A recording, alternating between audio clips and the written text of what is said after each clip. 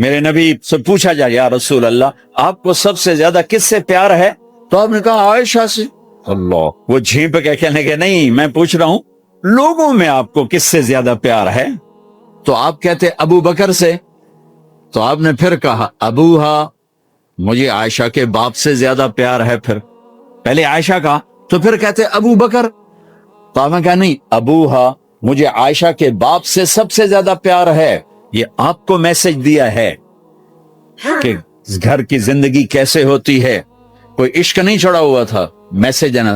ہم عائشہ چھوٹی عمر کی تھی، ان کو آٹا گوندھ کے دیتے تھے، آٹا گوندھ کے دیتے تھے، پھر جب ان کو آٹا گوندھنا آ گیا پھر چھوڑ دیا، پھر ان کو سامنے بٹھا کر لقمے بنا کے کھلاتے تھے۔ پھر ہم عائشہ رضی اللہ تعالیٰ عنہ کوئی گوشت کا ٹکڑا، وہاں بڑے بڑے گوشت کے ٹکڑے پکائے جاتے تھے، تو کوئی گوشت کا ٹکڑا اٹھایا اور ایسے 2-4 جگہ سے نوچا اور پھر رکھ دیا، سارا کھایا نہیں جاتا تھا، تو اللہ کے نبی اسی کو اٹھاتے اور حضرت عائشہ کو دکھا کر، جہاں سے حضرت عائشہ نے نوچا ہوتا تھا وہاں سے یوں کاٹ کے دکھاتے تھے۔ پھر حضرت عائشہ رضی اللہ تعالیٰ نے گلاس اٹھایا پانی پینے کے لیے، جہاں ہونٹ لگائے پہ گلاس رکھ دیا، بڑے بڑے گلاس ہوتے تھے، تو حضرت ہمارے نبی اٹھاتے تھے، جہاں عائشہ کے ہونٹ لگے ہوتے تھے وہاں ہونٹ لگا کے پانی پیتے تھے۔ یہ آپ کو سکھانے کے لیے ہے، اپنے گھر والوں کے ساتھ بیٹھ کے کھانا کھاتے۔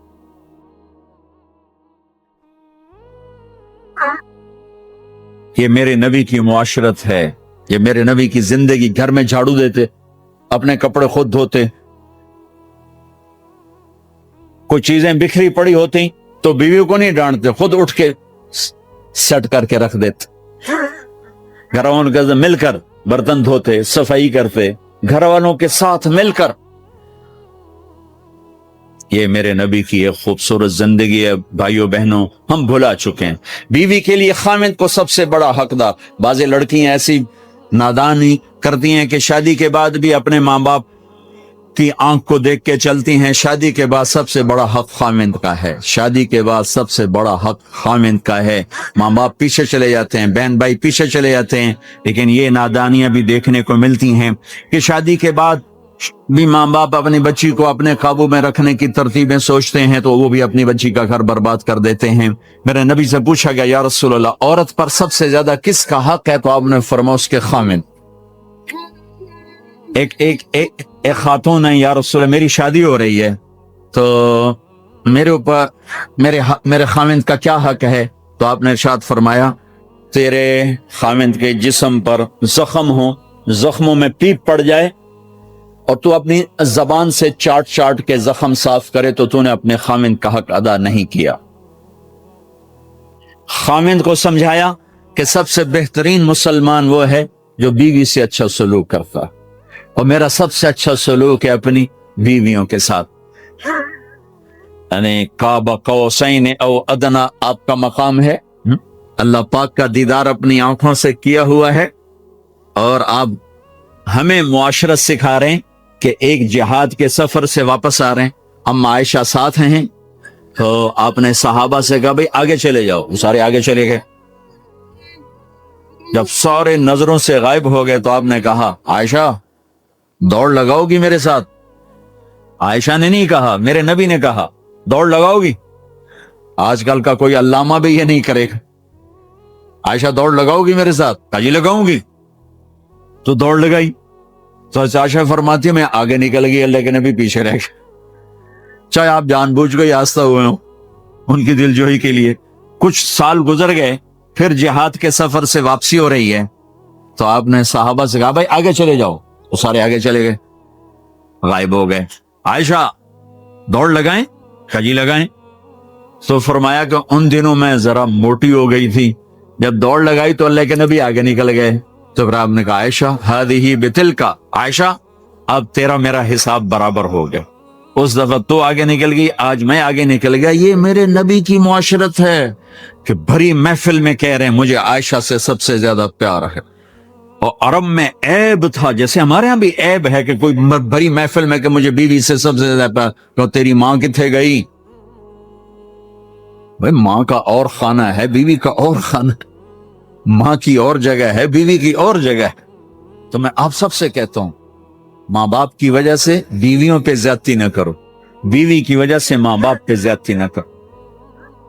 بڑے ہو تو بڑے بنو. ہمارے نبی تو آپ سسر بھی ہیں نا، آپ نے 4 بیٹیوں کی شادیاں، 2 تو ایک ہی کو دے دی عثمان کی، رقیہ اور ام کلثوم رضی اللہ تعالیٰ عنہما. حضرت عثمان کے نکاح میں ابو العاص رضی اللہ تعالیٰ عنہ کو زینب، اور سب سے پیاری محبوب بیٹی حضرت علی رضی اللہ تعالیٰ عنہ. باقی 3 نکاح بڑے سادہ کیے. حضرت فاطمہ کا نکاح بڑے دھوم دھام سے کیا. ان کا رشتہ لے کر صدیق آئے، یا رسول اللہ میں خواہش مند ہوں، آپ چپ رہے. پھر حضرت عمر بعد میں گئے، یا رسول اللہ میں خواہش مند ہوں، آپ چپ رہے. تو عبد الرحمن بن عوف رضی اللہ تعالیٰ نے حضرت علی سے کہا، علی تو جا، تجھے دے دیں گے. وہ کہنے کہ میں تو بہت غریب ہوں، مجھے کہاں دیں گے. حضرت علی کا ذاتی گھر بھی نہیں تھا، کسی سے ایک کوٹھا مانگ کے اس میں رہ رہے تھے مدینہ میں. کہنے تو جا جا. تو یہ مسجد میں پہنچے، اللہ کے نبی کو دیکھا تو ایسا روب طاری ہوا کہ بولے ہی کچھ نہیں. اللہ کے نبی کو تو پتا ہے کہ کیا ہے اور کس لیے ہے. تو آپ نے کہا علی کیسے آئے؟ چپ. کہا لگتا ہے فاطمہ کے رشتے کے لیے آئے ہو. اچھی ہے. تو آپ نے کہا انشاءاللہ.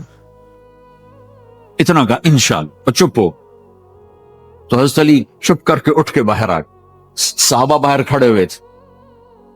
تو کہنے لگے یار دیکھا نا، میں تمہیں پہلے ہی کہتا تھا مجھے نہ بھیجو. انکار ہو گیا، بولے ہی کچھ نہیں. تو حضرت عبد الرحمن بن عوف کہنے لگے جنہوں نے بھیجا تھا کچھ تو کہا ہوگا، کہ بس انشاءاللہ کہا. کہا تو اللہ کے بندے ہاں ہو گئی، نبی کی انشاءاللہ ہاں ہوتی ہے، یہ ہاں کیوں نہیں کی؟ سبحان اللہ، اللہ اکبر. یہ ہاں کیوں نہیں کی؟ گھر گئے، فاطمہ علی کا رشتہ آیا ہے کر دوں، اس لیے ہاں نہیں کی.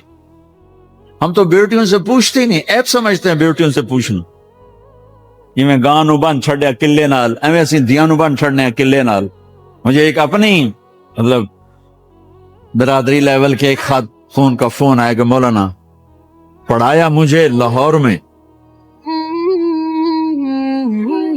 اچھے کالجوں میں، اور میری منگنی کرتے وقت مجھ سے پوچھا ہی نہیں، اور ایک شرابی سے منگنی کر کے مجھے اطلاع دی سی تیری منگنی کر چھڑی ہے، فلانی تاریخ نو تیرا نکاح بھی ہونا ہے.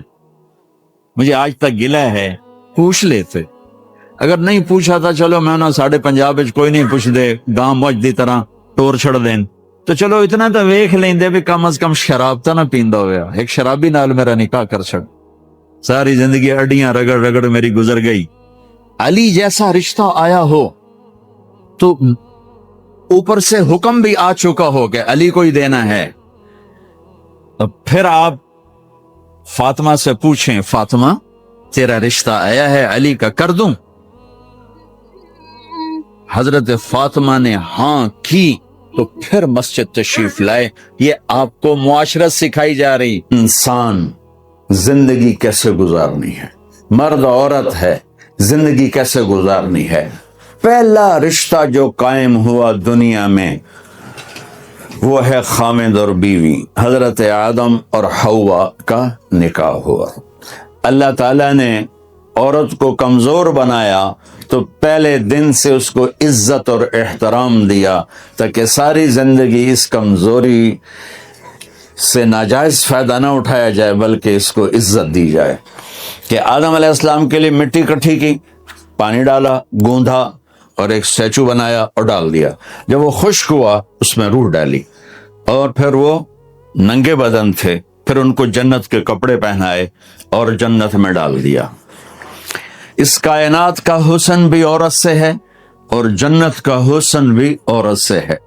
حضرت آدم علیہ السلام جنت میں، لیکن بابے جی دا دل ہی نہیں لگتا،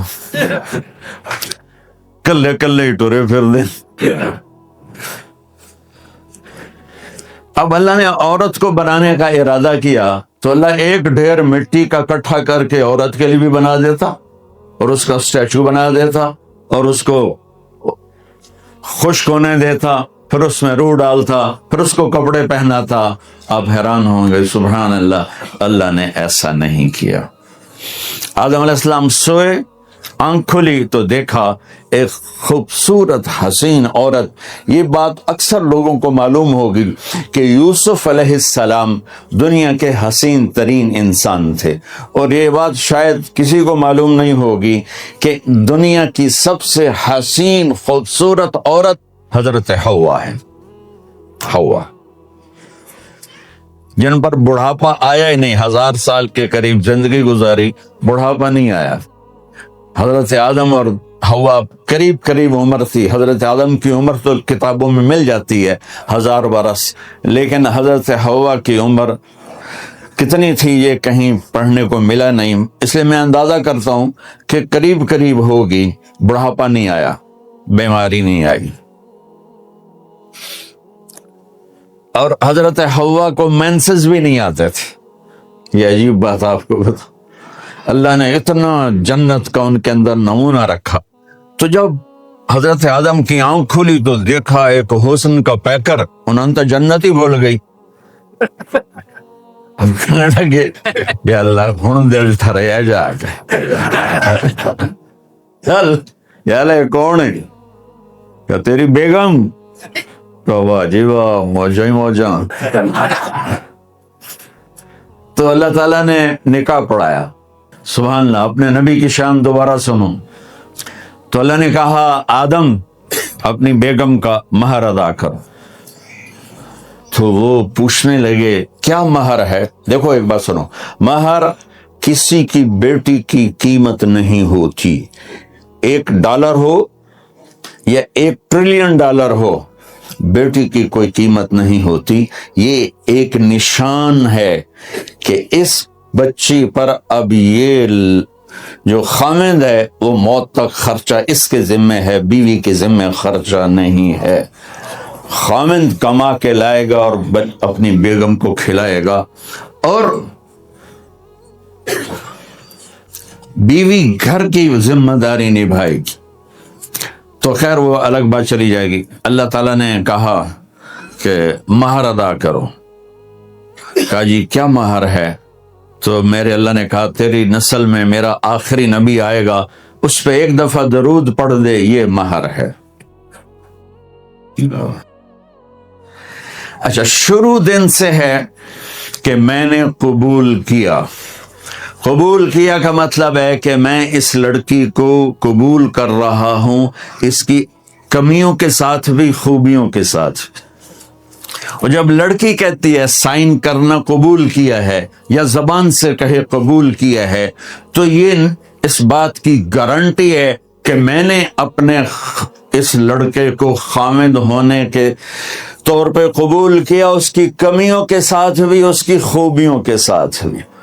اور جو ہی شادی ہو کر ڈولی سسرال کے گھر جاتی ہے تو ٹیسٹ شروع ہو جاتا ہے, کی کر دیے, باندھی کے میں, اٹھیندی کے میں, بول دی کے میں. اور اس میں بہت زیادہ نیگیٹو کردار ہے سسرال کا. کئی لڑکیوں کا, کیونکہ ہم نے اپنے نبی کی زندگی نے قبول کیا. یہ واجب ہے کہنا قبول کیا, کہ جس میں پیغام ہے کہ اب میں اس کی میں کوئی کمی ہے وہ بھی قبول کروں گی, کوئی خوبی ہے تو سر ماتھے پر.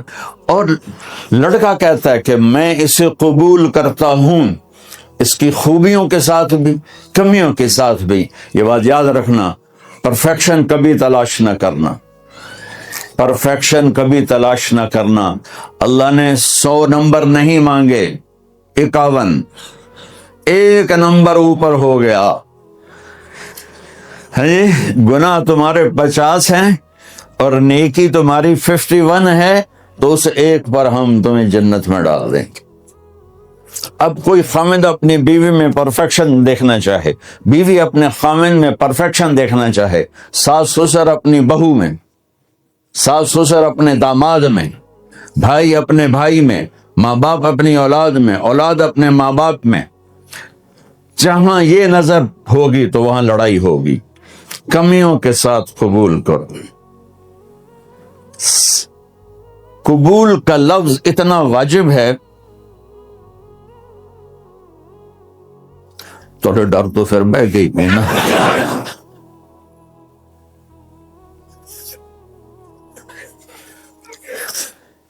قبول کا لفظ اتنا ضروری ہے کہ اس کے بغیر نکاح ہی نہیں ہوتا۔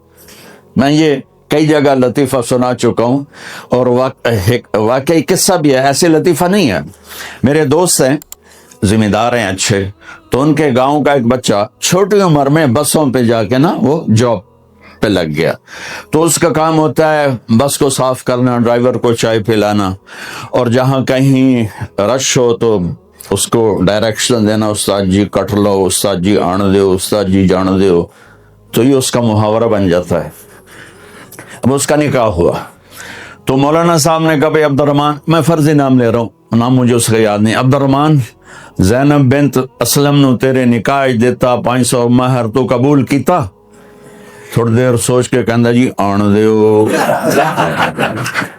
اس نے ساری زندگی آن دیو ہی سیکھا تھا، تو اس کے بھائی نے اس کو نہیں ماری، تو کہنے لگا جی جان دیو۔ مولانا صاحب نے کہا آن دیو جان دیو نرکم نہیں بننا، تو آگے میں قبول کیتا۔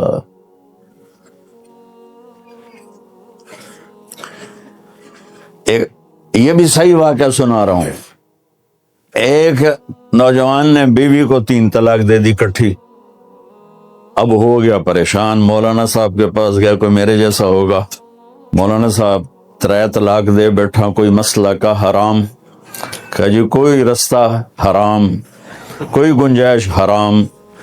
اس نے جیب سے موٹا سا لفافہ نکالا اور مولانا کے جا نماز کے نیچے ڈال دیا کہ مولانا صاحب کوئی گنجائش، کہ ہوں تو سوچنا ہی پوے گا۔ کی آکھیا یہ تو اپنی بیگم نو؟ اس آکھیا جی میں آکھیا 3 طلاق، مبارک ہوئے طلاق نہیں ہوئی۔ میں آکھیا جی او کی میں؟ آکھیا او جڑا یہ طلاق ہے عربی دا لفظ، اس سے چاکھنا پمدا ہے طلاق۔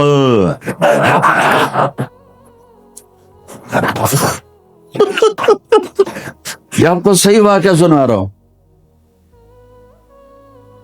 تو تم نے تو چھوٹے کاف کے ساتھ کہا ہے طلاق، او کاف تو کتے آلا ہے، موجاں کر ایک لفافہ ہو راوے تو چاہے ساری زندگی دا حلال کر دے۔ لفظ قبول اتنا ضروری ہے۔ تو میرے نبی نے 11 شادیاں کی، اللہ کی قسم شوق کی نہیں تھی۔ ما تزوجت وما زوجت الا بوحی من السماء نزل به جبریل، کہ لوگوں سن لو میری بات غور سے، مجھے عورت کی کوئی رغبت نہیں ہے، میں نے جہاں شادی کی، جہاں بیٹی کی شادی کی، پہلے اللہ نے آسمان سے جبریل بھیج کے حکم دیا، پھر میں نے قدم اٹھایا۔ تو پہلا رشتہ خاوند اور بیوی ہے جو اس کائنات میں جڑتا ہے، یہ دنیا کا سارے رشتوں میں نمبر 1 رشتہ ہے، سب سے خوبصورت رشتہ ہے، سب سے اہم رشتہ ہے، سب سے بڑا رشتہ ہے۔ والدین کے لیے چند آیات ہیں، اولاد کے لیے چند آیات ہیں، بہن بھائیوں کے لیے چند آیات ہیں، خاوند اور بیوی کے لیے سینکڑوں آیات ہیں، سینکڑوں۔ تو اگر آپ اپنے گھروں میں کامیابی دیکھنا چاہتے ہو، اپنے گھر کو ہاؤس کی بجائے ہوم دیکھنا چاہتے ہو، خوشی کا اگر آپ اسے گہوارہ بنانا چاہتے ہو، اللہ کی قسم ڈگریوں سے نہیں ہوگا، محبت سے ہوگا۔ میرے نبی سے پوچھا گیا یا رسول اللہ اسلام کا سب سے مضبوط عمل، نہیں، میرے نبی نے سوال کیا، بولو بھائی اسلام کا سب سے مضبوط عمل کیا ہے؟ صحابہ نے کہا نماز، نہیں سبحان، ابھی میں نماز کی کتنی اہمیت بتا چکا۔ انہوں نے عرض کیا جہاد، آپ نے فرمایا نہیں۔ تو صحابہ نے عرض کیا روزہ، آپ نے فرمایا نہیں۔ اللہ اکبر، یا رسول اللہ حج، آپ نے فرمایا نہیں۔ تو سارے صحابہ حیران ہو گئے، یا رسول اللہ نماز، جہاد، روزہ، حج، تو پھر کیا ہے؟ اب سننا سارے بہن بھائی، استرات، بچے بچیاں، آپ نے فرمایا اسلام کا سب سے مضبوط اور بڑا عمل ہے آپس میں اللہ کے لیے محبت کرنا. ماں باپ سے ایک بات کرتا ہوں، لیکچر تھوڑا دو، محبت زیادہ کرو. یہ نہ کرو، یہ کیوں کیا، یہ کرو، یہ کرو، یہ چھوڑ کر صرف سینے سے لگاؤ، پھر محبت دو. کمیوں سمیت بچوں کو قبول کرو، ان کی زندگی تبدیل ہو جائے گی. اتنے بڑے نبی، اتنی بڑی ذمہ داری اور اتنا درد سینے میں کہ آپ کے سینے سے ایسے ابلنے کی آواز آتی تھی جیسے ہانڈی ابلتی ہے. اس کے باوجود آپ روزانہ کہتے این اللقا، میرے شرارتی بچے کدھر ہیں. تو وہ بھاگے بھاگے آتے.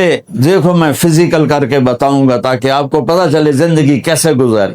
کہ میرے شرارتی بچے کدھر ہیں؟ 7 بر اعظم کی ذمہ داری ہے. اور تھوڑی چھوٹیاں چھوٹیاں جابن تو تسی کہتے ہو بزی بڑے ہیں، بزی بڑے ہیں.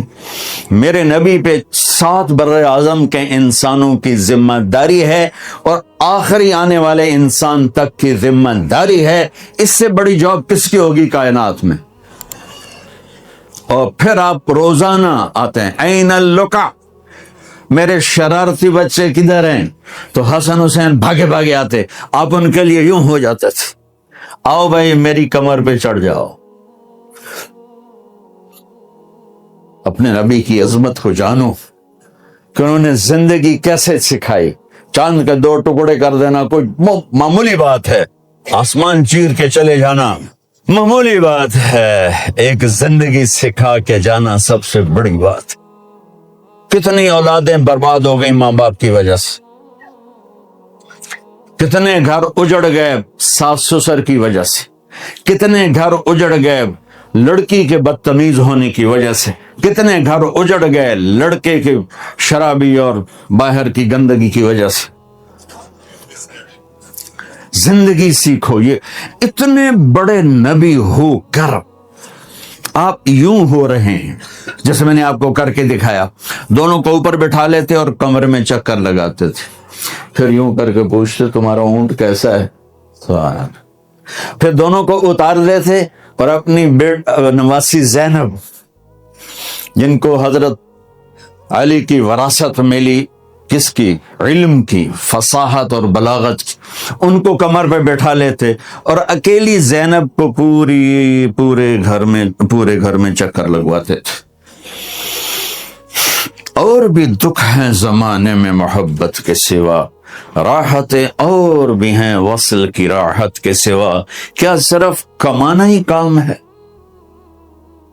ادھار کی زندگی سے بچو، خوش و خرم رہو.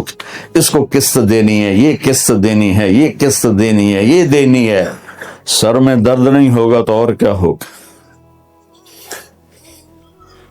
تو آپ اتنے بڑے عظیم ہو کر وقت نکال رہے ہیں. اور حضرت ابو ہریرہ فرماتے ہیں میری آنکھوں نے دیکھنا سارے کہ آپ نے کبھی حسن کبھی حسین یہاں جیسے مائیں کرتی ہیں ادھر کھڑا کیا ہوا ہے اور جھولا جھولا رہے ہیں ایسے، اور ان کے دونوں ہاتھ پکڑ کر کہہ رہے ہیں آ جاؤ اوپر، آ جاؤ اوپر، آ جاؤ، آگے پہاڑی ہے، اوپر آ جاؤ، آگے پہاڑی ہے.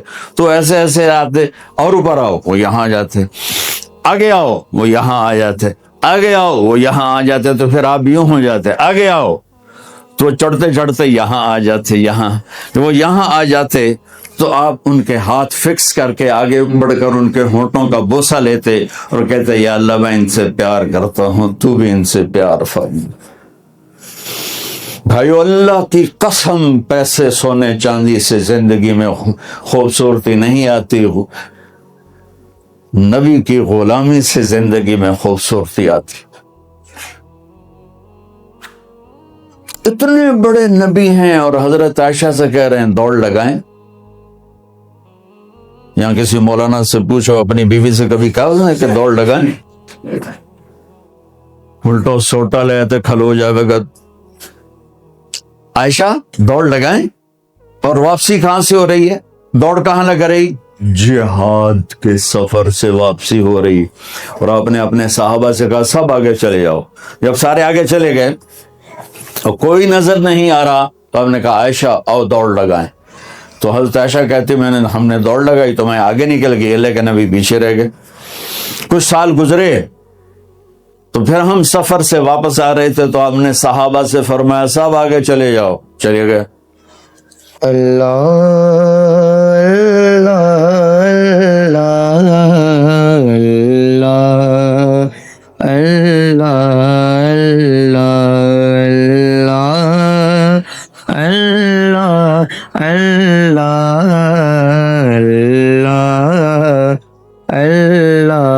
اللہ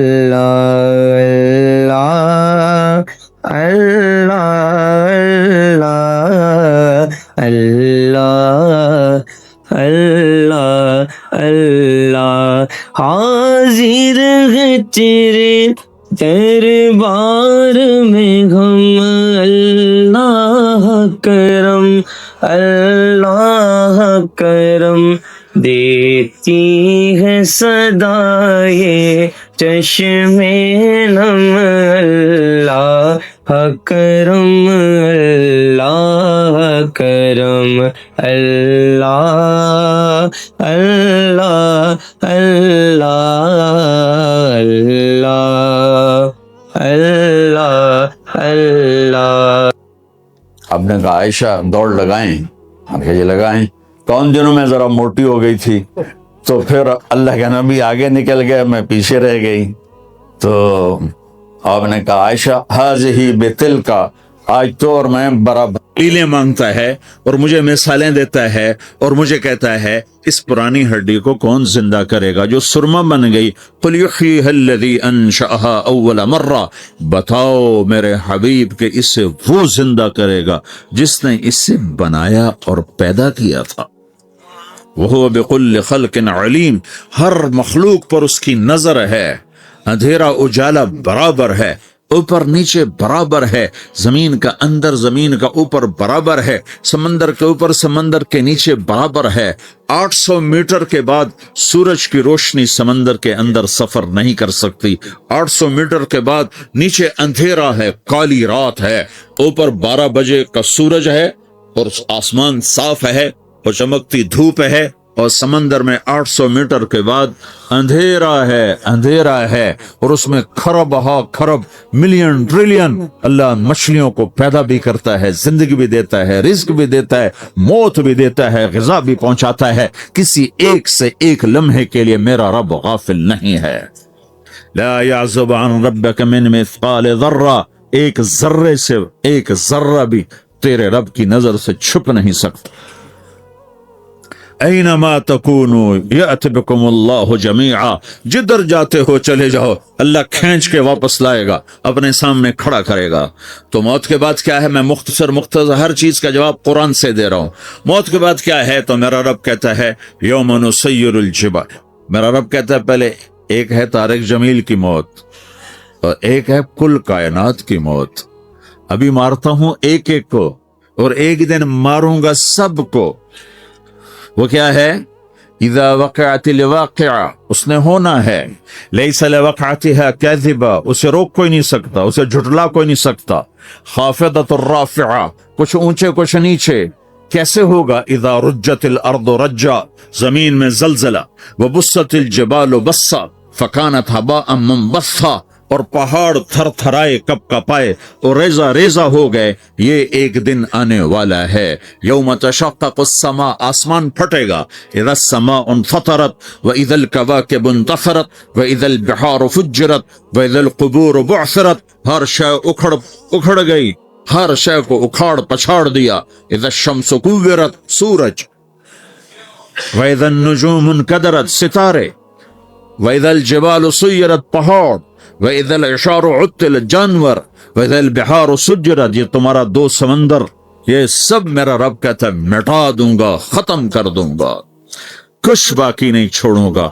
كُلُّ مَنْ عَلَيْهَا فان، ہر شے کو فنا ہے۔ وَيَبْقَى وَجْهُ رَبِّكَ ذُو الْجَلَالِ وَالْإِكْرَامِ، ایک تیرے رب کو بقا ہے، باقی سب کو موت ہے، سب کو موت دے کر پھر اللہ ملک الموت سے پوچھے گا، موت کے فرشتے سے، کون باقی ہے؟ حالانکہ اللہ کو پتا کون باقی، زمین والے مر گئے، آسمان والے مر گئے، پیچھے رہ گئے 4 فرشتے جنہوں نے عرش کو پکڑا ہوا ہے، اور 4 فرشتے جو اللہ کے مقرب ہیں۔ تو اللہ تعالیٰ پوچھے گا کون باقی؟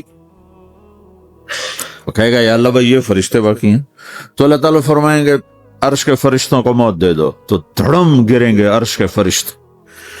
پھر اللہ تعالیٰ کہے گا کون باقی؟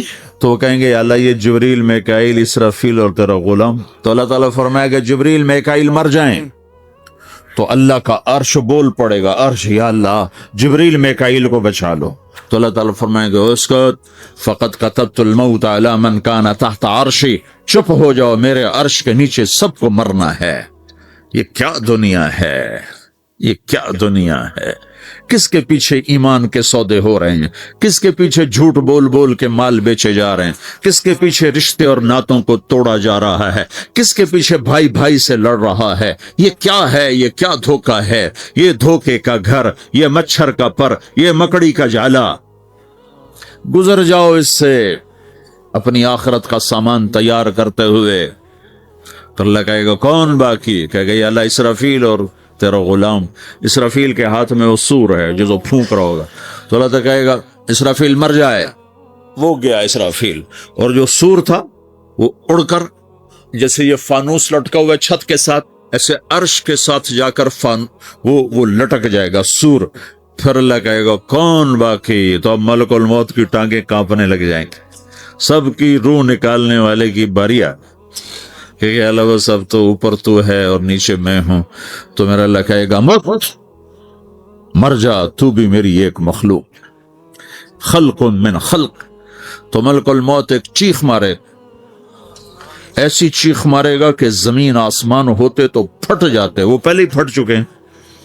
سب کو موت دینے کے بعد اللہ کہے گا من کان علی شریکا فلیات، کوئی ہے میرے مقابلے تو آؤ آؤ۔ من کان علی شریکا فلیات، کوئی میرے مقابلے میں ہے تو آؤ آؤ۔ من کان علی شریکا فلیات، کوئی میرے مقابل ہے تو آؤ آؤ۔ کون آئے؟ سب کو تو موت دے چکا ہے۔ پھر اللہ زمین آسمان کو جھٹکا دے، کہے گا انا الملک، میں بادشاہ۔ پھر دوسرا جھٹکا دے گا، پھر کہے گا انا القدوس السلام المومن، میں ہوں قدوس سلام مومن۔ پھر تیسرا جھٹکا دے گا، پھر کہے گا انا المہیمن العزیز الجبار المتکبر۔ پھر اللہ تعالیٰ کہے گا این الملوک، بادشاہ کہاں؟ این الجبارون، ظالم کہاں ہیں؟ این المتکبرون، تکبر کرنے والے کہاں ہیں؟ لمن الملک اليوم، آج بادشاہ کون ہے؟ کوئی ہو تو جواب دو۔ پھر اللہ خود کہے گا للہ الواحد القہار، آج اکیلے اللہ کی بادشاہی ہے، اللہ کی بادشاہی ہے، اللہ کی بادشاہی ہے، جسے زوال نہیں، زوال نہیں۔ عباسی خلیفہ واثق باللہ مرنے لگا 32 سال کی عمر، تو جب موت نے، جب بڑا ظالم تھا، بڑے علماء شہید کے اس خلق قرآن کے مسئلہ میں، تو جب موت نے جھٹکا دیا تھا یا من لا یزال ملکہ ارحم من زال ملکہ، اے وہ بادشاہ جس کا ملک ختم نہیں ہو سکتا، اس پہ رحم کر جس کا ملک ختم ہو گیا، ملک ختم ہو گیا۔ پھر اللہ تعالیٰ کہے گا انی بدأت بالدنیا ولم تکن شیئا وانا الذی اعیدها، میں نے دنیا کو بنایا، میں نے مٹایا، اب دوبارہ زندہ کروں گا۔ اب اگلا مرحلہ آ گیا، وہ کیسے ہوگا؟ وہ بھی اللہ نے قرآن میں بتایا، وہ کیسے ہوگا؟ یوم نسیر الجبال، ہم پہاڑوں کو ہٹا دیں گے، سمندر مٹا دیں گے، وَتَرَى الْأَرْضَ بَارِزَةً، زمین ننگی ہوگی، کھلی، نہ پہاڑ، نہ صحرا، نہ دریا، نہ سمندر، نہ جھیل، نہ ساؤتھ پول، نہ نارتھ پول جہاں برف جمی ہوئے، قاعًا صفصفا، وَحَشَرْنَاهُمْ، اور پھر میں تمہیں جمع کروں گا، فَلَمْ نُغَادِرْ مِنْهُمْ أَحَدًا، ایک بھی پیچھے نہیں چھوڑوں گا، کس لیے؟ لَقَدْ أَحْصَاهُمْ، میں نے گھیرے میں لیا ہوگا، وَعَدَّهُمْ عَدًّا، ایک ایک کو گن گن کے اٹھاؤں گا، वकुल्लुन आती है यौमल क़ियामत फरदा, और आज तुम सब अकेले अकेले मेरी बारगाह में पेश किए जाओगे। वलक़द जिअ्तुमूना फुरादा कमा खलक़नाकुम अव्वल मर्रा, मैंने तुम्हें जैसे माँ के पेट से तन्हा निकाला था, आज तुम्हें तन्हा निकालूंगा। औरातन हुफातन गुरलन, ये हदीस के अल्फाज हैं। नंगे बदन, नंगे सर, नंगे पांव अल्लाह ताला उठाएगा कब्रों से। हो खबर फटेगी, खबर फटेगी तो फिर क्या होगा? फिर क्या होगा? तो जिन्होंने अल्लाह को नाराज किया होगा वो कब्र से निकलते ही कहेंगे, ओ ये तो वो दिन आ गया जिससे हमें लोग डराते थे, तैयारी कर लो, तैयारी कर लो। तो कहेंगे या वैलना मम बासना मिन मरक़दिना, कुरान सूरह यासीन। कहेंगे हाय हमें किसने उठा दिया, अरे हमें मौत ही दे दो, ये किसने उठा दिया।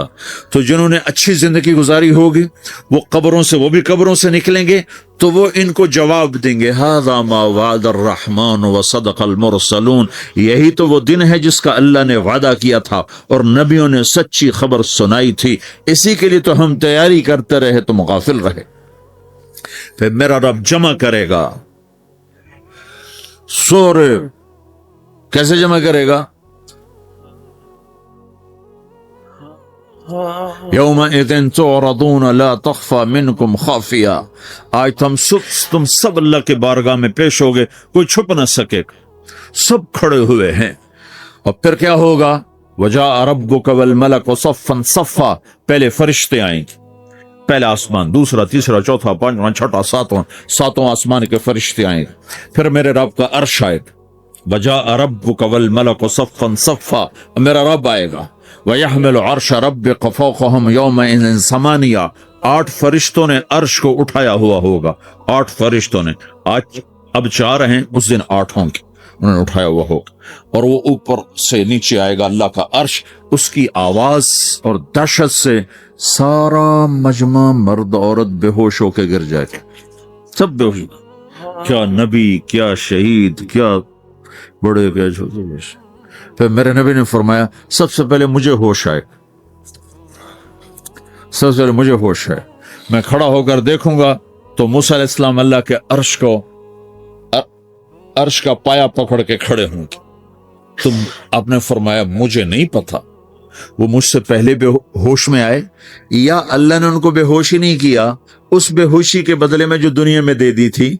जब उन्होंने कहा था तुझे देखना चाहता हूं तो अल्लाह ने कहा नहीं देख सकते, कब थोड़ा दिखा दे, तो अल्लाह ने तजल्ली डाली तो 40 दिन के लिए बेहोश हो, 40 दिन के बाद होश आया। तो सबसे पहले मेरे नबी को होश आए, फिर बाकियों को होश आएगा। फिर अल्लाह सबसे पहले इब्राहिम अलैहिस्सलाम को जोड़ा पहनाएगा, अव्वल मन युक्सा इब्राहिम, अंबिया भी नंगे उठाए जाएंगे तो सबसे पहले अल्लाह ताला इब्राहिम अलैहिस्सलाम को कपड़े पहनाएगा। फिर अल्लाह अपने फरमाया उसके बाद अल्लाह ताला मुझे पहनाएगा, फिर अल्लाह ताला उसके बाद सारे अंबिया को पहनाएगा। उसके बाद कौन है? डॉक्टर साहब, सदर साहब, वजीर साहब, कौन? उसके बाद आपने फरमाया अल्लाह मुअज्जिनीन को कपड़े पहनाएगा। मुअज्जिन वो तुम्हारे तनख्वाह लेने वाला, हर कोई डांटता है जिसको अजान देर से क्यों दी, अजान जल्दी क्यों दी।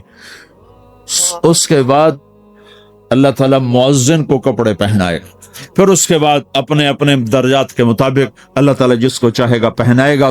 फिर मेरा रब कहेगा या इबादी इन्नी अनसत्तु लकुम मुंज़ अन खलक़तुकुम इला यौम अहयैतुकुम, मेरे बंदो मैंने तुम्हें पनामा में पैदा किया, पैदा होने से मौत तक मैंने तुम्हें कुछ नहीं कहा, सिर्फ तुम्हें देखता रहा, तुम्हारी सुनता रहा। फल यौम अनसितू ली, आज मैं बोलूंगा तुम सुनोगे।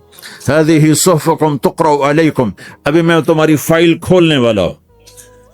यौम तुबला सराइर फमा लहू मिन कुव्वतिन वला नासिर, दुनिया में मैं पर्दे डालता हूँ, रात को जिना हो रहा है पर्दे डाल रहा है, रात को तहज्जुद कोई पढ़ रहा है पर्दे डाल रहा है, एक रात को नंगा नाच देख रहा है अल्लाह पर्दे डाल रहा है, एक रात को दुआएं मांग मांग के रो रहा है अल्लाह पर्दे डाल रहा है, एक झूठ बोल के सौदा बेच रहा है अल्लाह पर्दा डाल रहा है, एक सच बोल के बेच रहा है अल्लाह ताला पर्दा डाल रहा है। लेकिन का यौम तुबला सराइर, आज हम पर्दे उठा देंगे, हम कहेंगे वमताजुल यौम अय्युहल मुजरिमून, आज ना फरमानों को अलग कर दो। ये दुनिया जजा सजा की जगह नहीं है, ये इम्तिहान है। پھر میرا رب کہے گا جنت آئے، ازلفت الجنت للمتقین. پھر میرا رب کہے گا جہنم آئے، وبرز الجحیم للغاوین. پھر رب کہے گا پل صراط بچھایا جائے، وَإِن مِّنكُمْ إِلَّا وَارِدُهَا. پھر اللہ فرمائے گا ترازو لایا جائے، ترازو. وَنَضَعُ الْمَوَازِينَ الْقِسْطَ لِيَوْمِ الْقِيَامَةِ. پھر میرا رب کہے گا حساب شروع کیا جائے، بلاؤ فلاں بن فلاں کو بلاؤ. یجاء بابن آدم یوم القیامہ فیوقف بین یدی اللہ تعالی کانہ بزج. ہر آدمی کو، فرشتے مرد کو عورت کو اللہ کے سامنے جب کھڑا کریں گے تو ایسے کانپے گا جیسے چھوٹا بکری کا بچہ کانپتا، ایسے کانپ رہا ہوگا ایسے. تو اللہ تعالیٰ کہے گا اعطیتک وخولتک وانعمت علیک ارنی ماذا صنعت فیہا. میرے بندے تجھے پاناما میں بہت کچھ دیا تھا، تو آج کیا لائے ہو میرے لیے، دکھاؤ تو صحیح.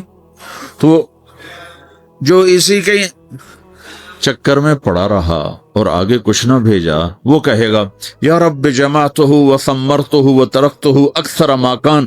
یا اللہ وہ تو میں وہیں پاناما میں چھوڑ کے آ گیا، اگر اجازت ہو تو میں لے آؤں. تو اللہ کہے گا پاناما تو مٹ چکا ہے. تو میں اپنی طرف سے کہہ رہا ہوں. اللہ تعالیٰ کہے گا نہیں نہیں وہ نہیں، ارنی ماذا قدمت. جو پیچھے چھوڑ کے آئے ہو میں اس کا سوال نہیں کر رہا، جو آج لائے ہو وہ کدھر ہے. لاؤ بھائی، اس کی اچھائی بھی لاؤ، برائی بھی لاؤ، نیکی بھی لاؤ، گناہ بھی لاؤ، اچھا بھی لاؤ، برا بھی لاؤ، جھوٹ بھی لاؤ، سچ بھی لاؤ. آج لاؤ، بندگی بھی لاؤ، غفلت بھی لاؤ، ظلم بھی لاؤ، عدل بھی لاؤ، ہر چیز کو تولو.